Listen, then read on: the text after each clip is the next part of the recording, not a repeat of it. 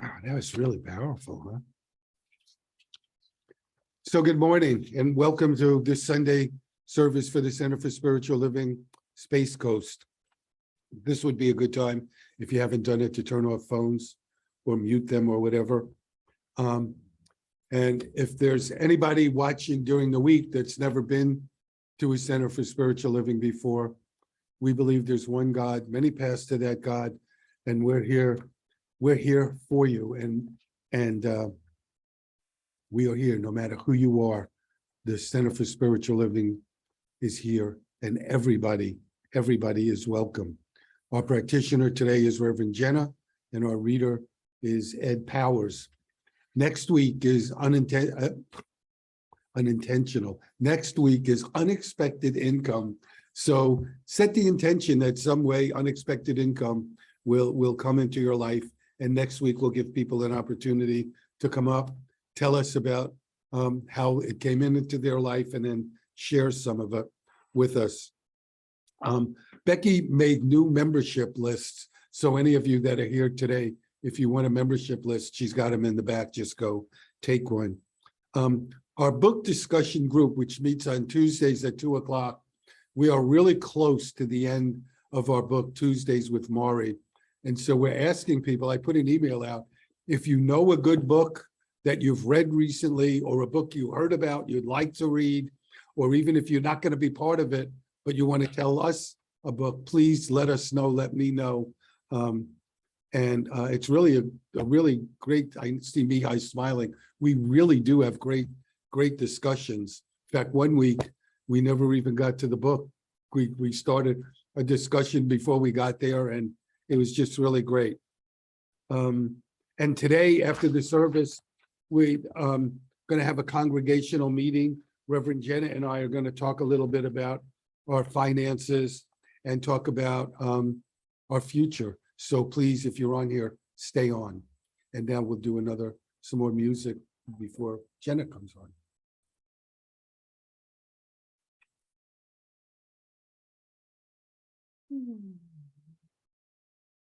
Let's just take this moment to settle in. Relax back into our chairs, and if you like, close your eyes and allow your awareness to turn inward to the stillness of our own being, inward to the beating of our hearts, knowing that every beat of our heart connects with the one spirit, the one life, the one essence that is eternal, that is loving, kind, supportive, everywhere present. And it flows in and through each and every one of us. And with every breath and every beat of our heart, we are aware of that connection, filling our consciousness and our awareness with peace, allowing anything that is unlike peace to just float away back into the nothingness from which it is, as we embrace that beautiful peace that comes with our connection to the one, uniting us in the consciousness of love. And we come together today as a community united in our interest and passion and desire to grow deeper in our connection with the one, the Holy Spirit, desire to have community and to share in friendship, the good times and the bad, supported by each and every one of us in our connection to this church, to the community, and to spirit. And I give thanks and I give blessings to all those who make this experience happen, this Center for Spiritual Living Space Coast, who contribute of their time and their talent. You keep us going, you keep us connected, and I am grateful for your presence. And I'm also grateful for Reverend Dr.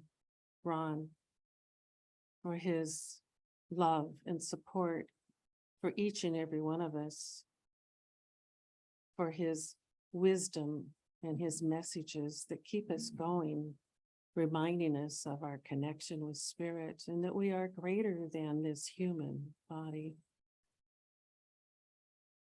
So I am grateful for this moment at each and every one of you. And I give thanks, and so it is.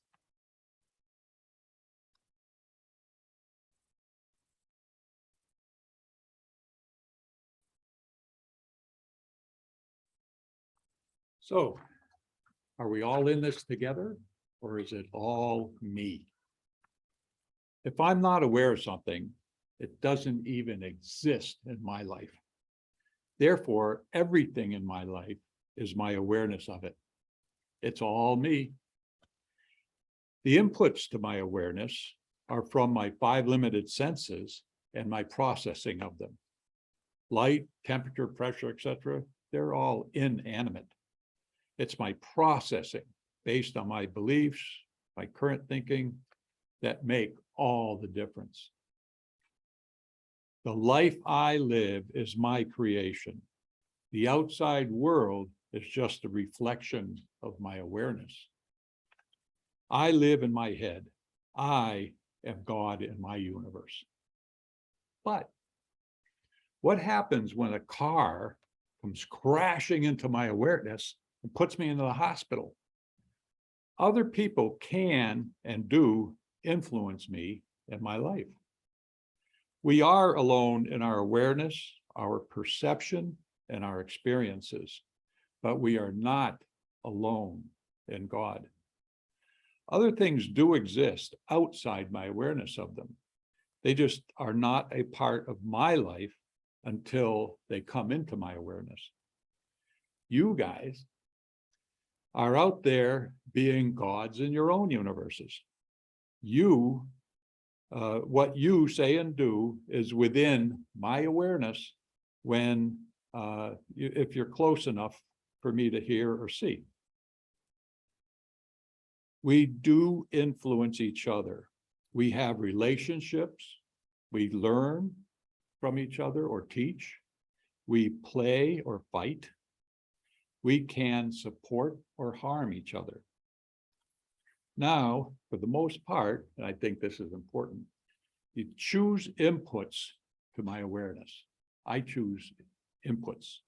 We all do. We choose who to hang out with, what to watch on TV, what to read, whether to watch or read, where to live, etc.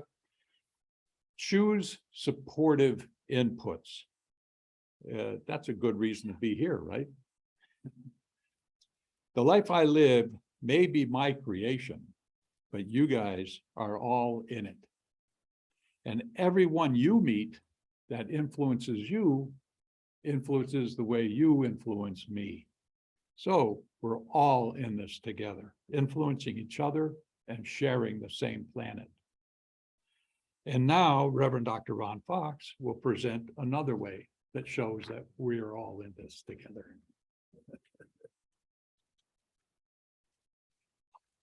Hey, thanks, Ed. That was great.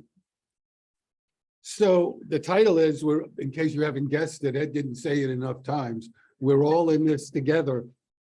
And I want to start with a story.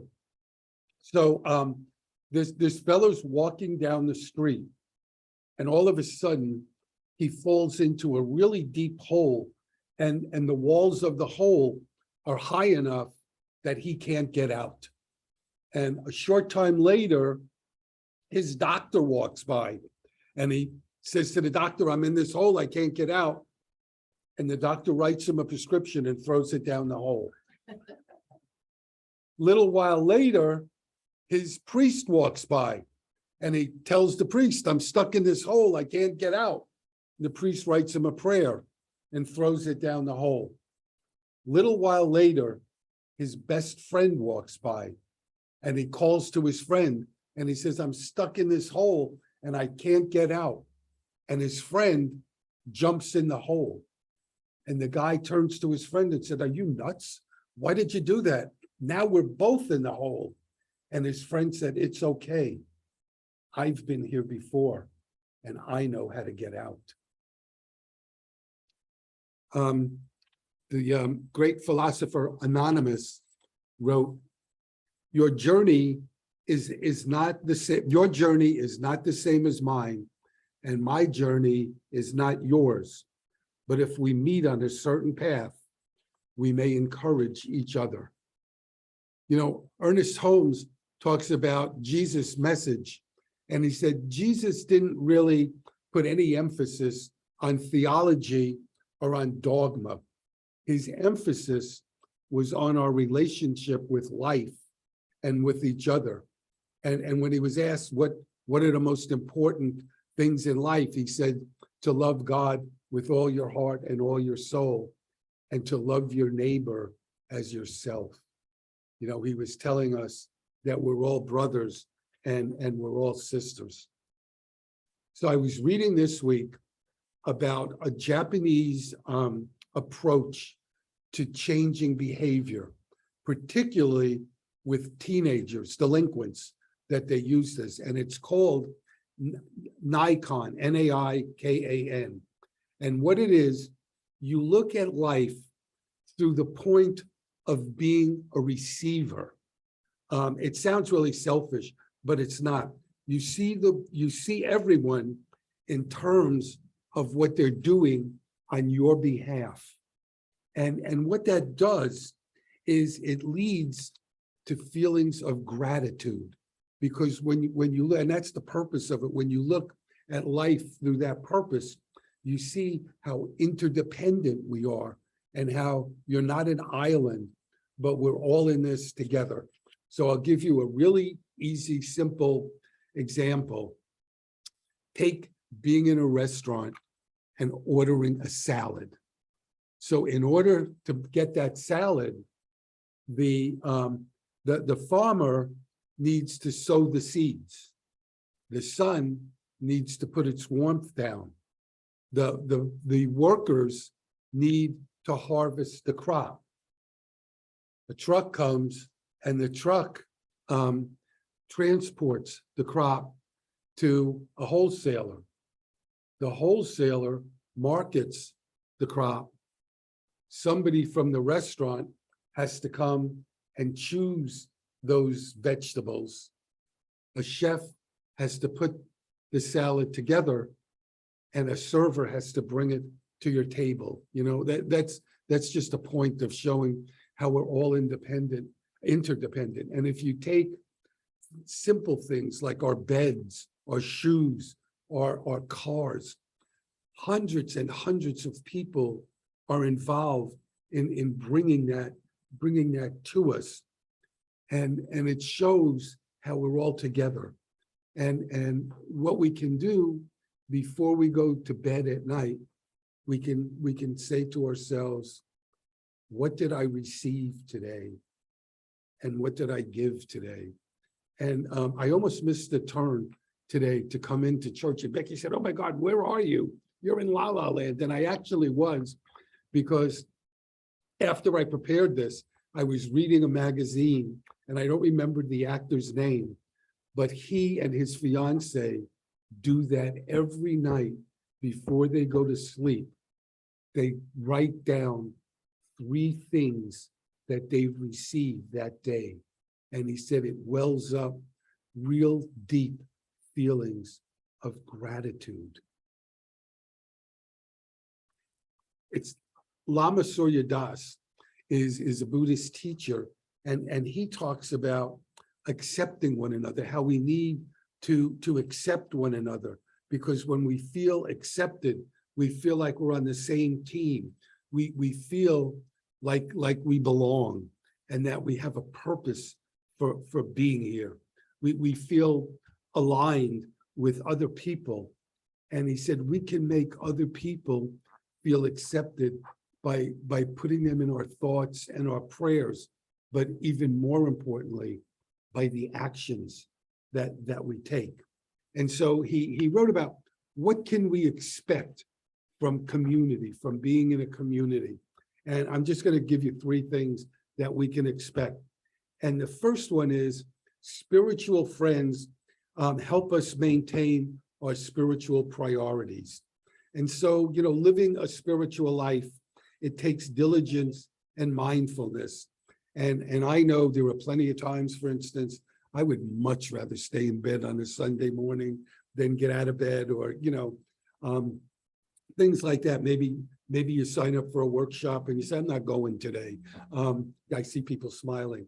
And what spiritual friends do, they remind us what's important, and they keep us on track. So a second thing, spiritual community provides us mentors and elders. So think about that. If you have an issue going on in your life, it's really feels good to be able to know that there are people in our community that might have gone through the same issue that you're going through, and are able to give us really down home practical advice. And another thing that spiritual, and one other thing, it's also inspiring to be in spiritual community when you can hang out with people that might be further along on their spiritual journey than you are, and be able to get inspiration from them. Third thing is spiritual community provides us a safe place to be who we are. We can be vulnerable, we can share our feelings, and we cannot be embarrassed by it. We can know that whoever we are, whatever our fears, whatever our faults, whatever our foibles, that we're going to be accepted, and it's okay. So I'm going to share a story. I've done this story before, but to me, it's the best spiritual example of somebody being accepted in a community that I think I've ever experienced. Years ago, actually before Becky and I were even ministers and practitioners, we made friends with a couple at church. And the woman was really beautiful. And I said to Becky one Sunday, I'm going to give you the long version of this story. I said to Becky one Sunday, are you okay with me telling her how gorgeous I think she is? And Becky said, yeah, go. So I went up to this woman and I said to her, I got to tell you, I think you're gorgeous. And she said, you just made a friend for life. And we did get to be friends with her and her husband. And the woman developed terminal cancer. And Becky and I used to go to this couple's home, and we would pray with her. And one night, her husband said, I would really like to talk to you guys. I want to tell you something I never tell anybody, but I feel safe telling the two of you. And what he told us was he was a heterosexual cross-dresser. And Becky and I checked it out, and it's a group. There are people they're not gay, these are heterosexuals who like to dress up as women. And after his wife passed away, I noticed, here's the point of the story. I noticed that he wasn't coming to church as often as he used to. And so one Sunday after church, I grabbed him and I said, how come you're not coming here as often? And he said, let me tell you, Ron. Now, I don't honestly remember his name, but he said, when I come here, I'm accepted as Jim, the me. I go to another Science of Mind church, and when I go there, I can go 1 week as Jim and I'm accepted. And the next week I can go as Alice and I'm accepted. And that's why I go there. In other words, he was saying no matter who he is, no matter who he puts forth in the other center, they embrace him and they accept him. Whereas in our center, he just felt he's only embraced and he's only accepted as Jim. I talk sometimes about Piero Ferrucci, who is, and he lives in Italy. He's Italian, good place to live. And he's a psychologist. And one of the books he writes is on kindness. And in the book, he tells a story that when he has to go to work, he has to take some back roads. And one day he's on this road and there's a guy in front of him in a tractor. And every like minute or so, 2 minutes, the guy stops and he chats with people on the side of the road. Piero needs to get to work and he can't get around the guy. And he said, in that culture, you can't blow your horn. It would be just taken as being so rude. In fact, he said it would be taken like you're insane to honk. And so he's sitting back there and he's fuming because he needs to get to work and this guy's, chatting it up.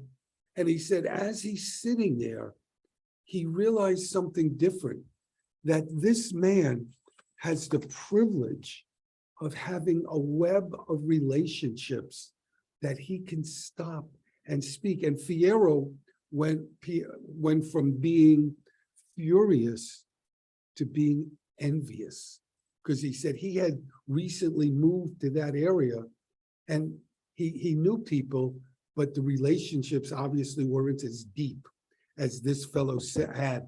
He said this fellow has parents, has aunts, uncles, cousins, and friends, and they are together for years, through the good times, the bad times, through fortune, misfortune, hopes, and disappointments. And he said by stopping, he was reaffirming his connection to all of these people. And Piero was saying, I wish I had that. Because he said belonging is a basic need for all of us. And when we belong, or when we want to belong, we can ask ourselves the question, what am I a part of? What am I a part of? And I hadn't intended to speak on this, but when my ex-wife and I moved to the Philadelphia area, we experienced what Piero said, because for some reason, a lot of the people in Philly, they stayed connected to their high school friends. So we moved there and we're in our late 20s or so. And it was really hard to connect because they were already connected and weren't looking to have new people come into the group. So Mother Teresa once wrote, there's a light in this world, a healing spirit more powerful than any darkness. We may sometimes lose sight of this force when there is suffering and too much pain. And then suddenly the spirit will emerge through the lives of ordinary people who hear a call and answer in extraordinary ways. Alan Cohen is a wonderful writer. And he, in one of his books, he said, we're as humanity, we're on a crossroads. We're at a crossroads. It's a crucial time for us. And we must learn to cooperate with one another and to accept one another. And he says, we need to ask ourselves the question, how can we expand our idea of us? And who are we willing to take into our family? Thich Nhat Hanh wrote, we're all leaves of one tree. We're all waves of one sea.